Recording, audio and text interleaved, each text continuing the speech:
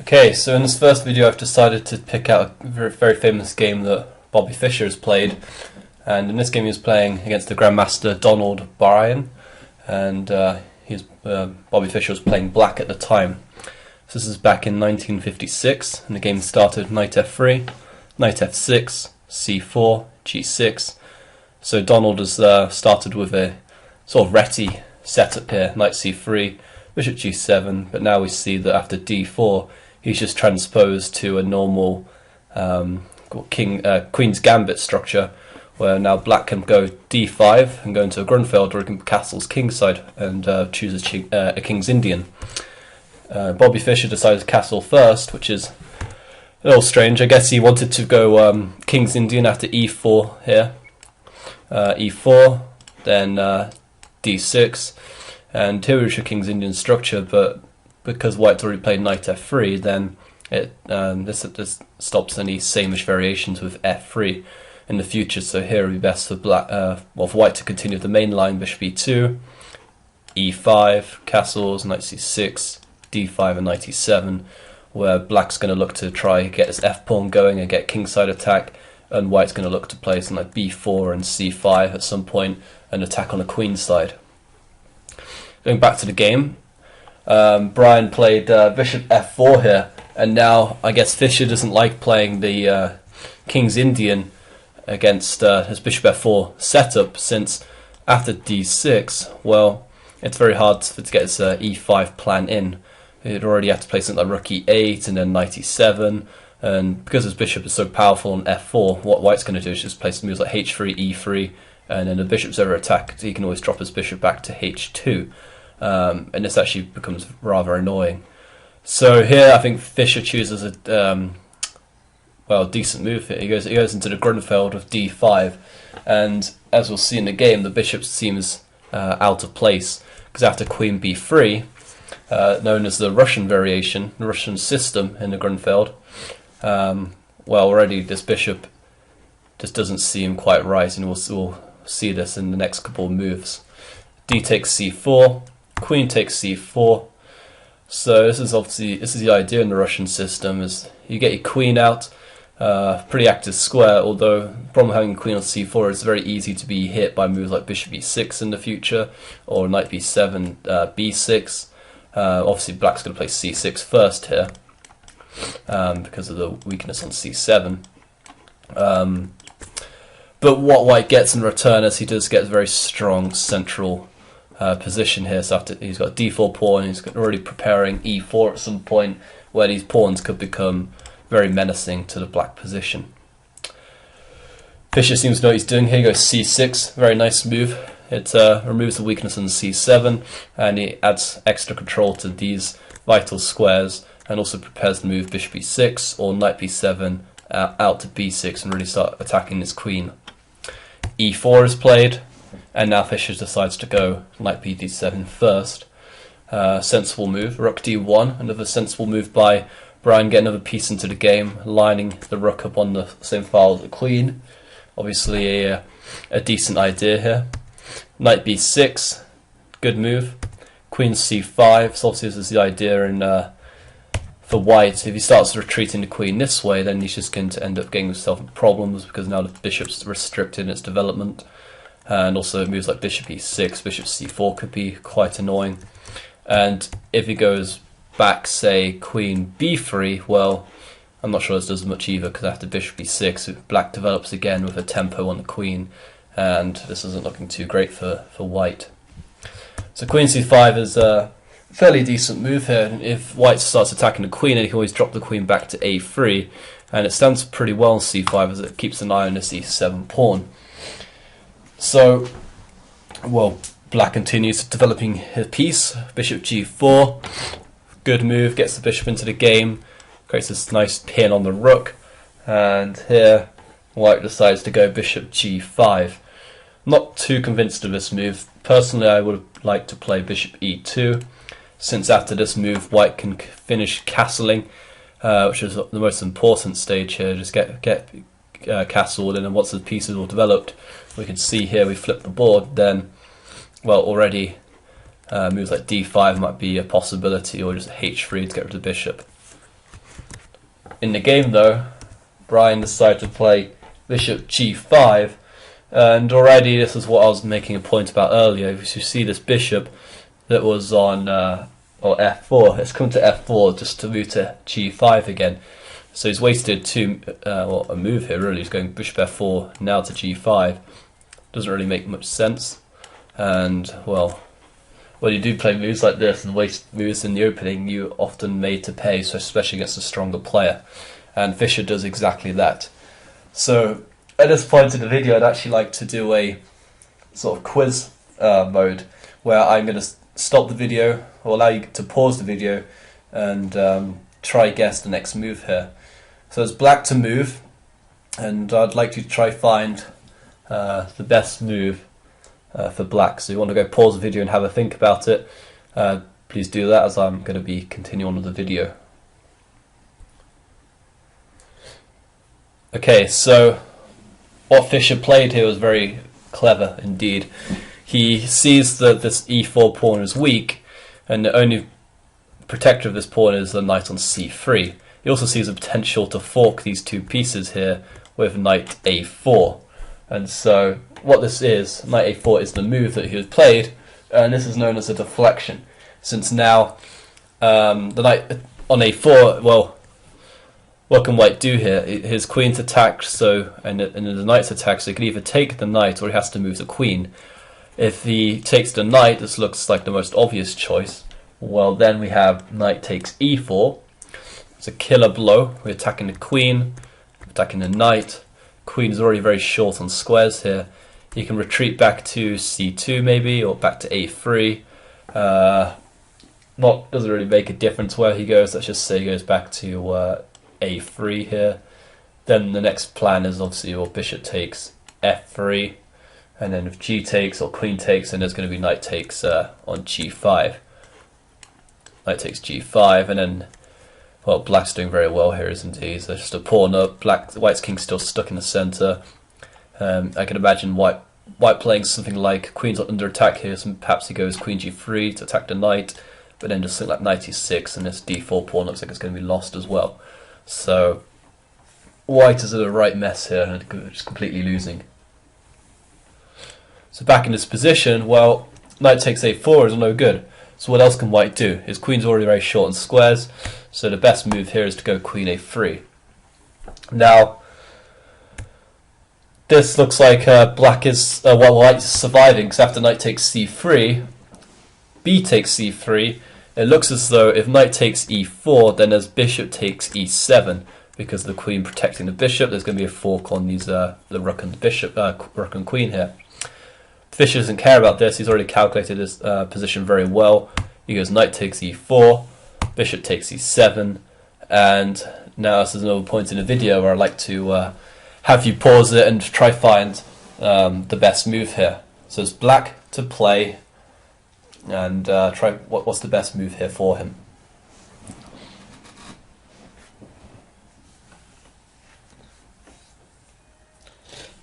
Okay, so obviously the queen's being attacked, so is the rook.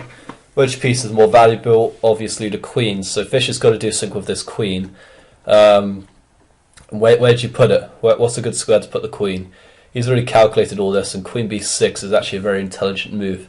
Currently it doesn't look like it's actually doing anything on b6. There's not really any threats here. The pawns on d4 are well protected, but we actually see the idea of queen b6 if white takes on f8. Let's see, bishop takes f8, bishop takes f8, and well, okay, so black's now the exchange down, although he's now got his attack on the queen. He does have a pawn for the exchange as well. After queen b3, for example, there's knight takes c3. Nice killer blow here. Since if queen takes c3, then there's going to be bishop b4, pinning queen to the king, and that would be game over. So in this position, well, what can white do? He probably has to go and just try exchange queens or something here. Whereas this doesn't really help him, because now the rook's attacked. This rook can swing over to e8 if he wants to, can take on a2. This bishop can come to b4 and discover attacks on the king. White is completely hopeless here. This rook has failed to get into the game. This bishop's still, and the king's stuck in the centre here. So this is definitely not an option for white. So Brian sees this and decides not to be greedy and starts trying to get his pieces out into the game. Bishop c4, definitely a sensible move. It helps him to, well, castle next move is now on the cards. So Fischer does have to act very quickly here. So once again, this is a very pivotal moment in the game where all his hard work could just be ruined if he just plays a move that's slightly inaccurate here. So once again, I want you to pause the video and try find, well, actually the winning move here for Fischer.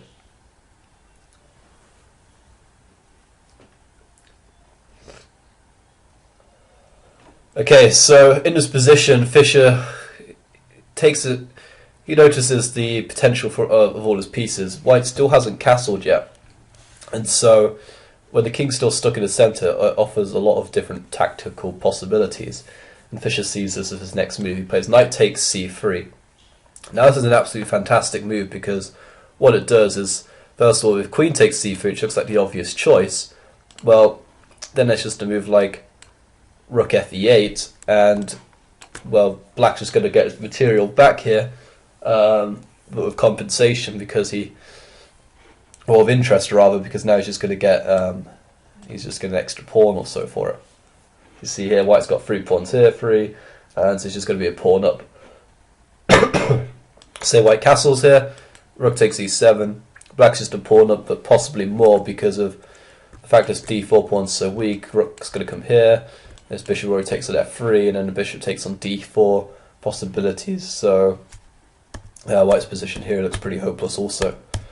So Brian didn't do this. After knight takes c3, decided to try spice up the game with bishop c5. Now, you may be wondering why he can't take the rook here either. Well, this doesn't work because once again we have this bishop takes f8, attacking the queen, and the queen takes c3, then this bishop b4 once again, pinning the queen to the king. Okay, so going back to the game here, after knight takes c3, bishop c5 is definitely the move that asks black all the questions here. The queen's under attack, and if a simple retreating move of the queen, like queen c7, and the queen takes c3 is going to be winning for white. So black once again has to act very swiftly here. So that's bishop c5. Well, what could black do? I think the first move is fairly obvious.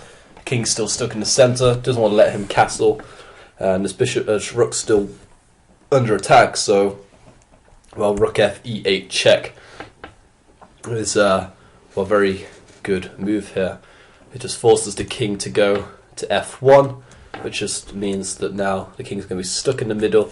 The rook on h1 is never going to get into the game. And now, well, it's one less piece that black has to worry about.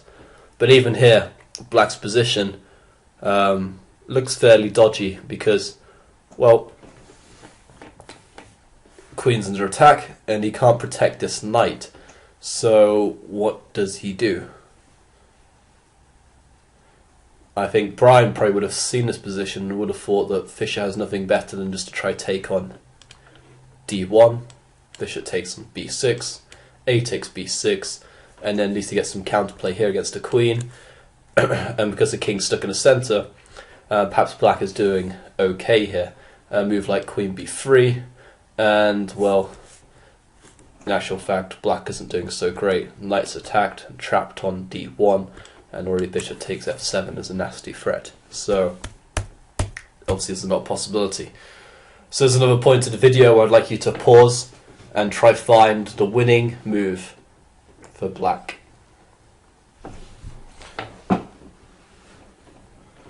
Okay, so this move is just absolutely incredible. Fischer takes advantage of the fact that the king is on f1. He constantly knows where the king is in these sort of positions.